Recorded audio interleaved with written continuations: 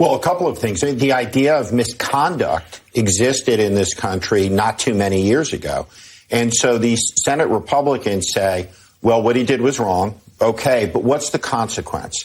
What line of misconduct is there that would be grounds for removal from office if this doesn't meet it? And that's a great mystery to me, having watched all of this play out over these last months. And what you've seen, and I think it's the one thing the founders fundamentally had a lack of imagination about. In a system that's designed to make sure that everybody stays on the level by having a system where everybody keeps an eye on everybody else with three co-equal branches of government, they would never have imagined that one of those co-equal branches of government would voluntarily surrender its power to one of the other branches of government and become subordinate. And what you have now is you have a subordinate Congress through the Republican majority. Anything that Donald Trump does is okay. Now, what Lamar Alexander said is true, is that he's made his decision.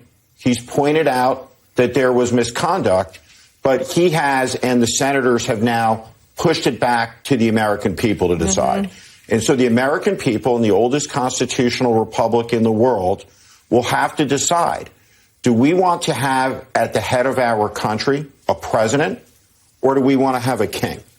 Do we want to have an emperor? Do we want to have somebody who sits above the law? Do we want to have somebody who is unaccountable to the institutions that from the beginning of the country have said that no institution, no person in the country is above the law? That's what we fought a revolution for. And so there's a fundamental question that now sits on the table 11 months before an election. But make no mistake, at the aftermath of this, when he is acquitted, there will never, ever have been an American president with the power that Donald Trump possesses right now in this moment. Not FDR in the Second World War, not Lincoln in the Civil War.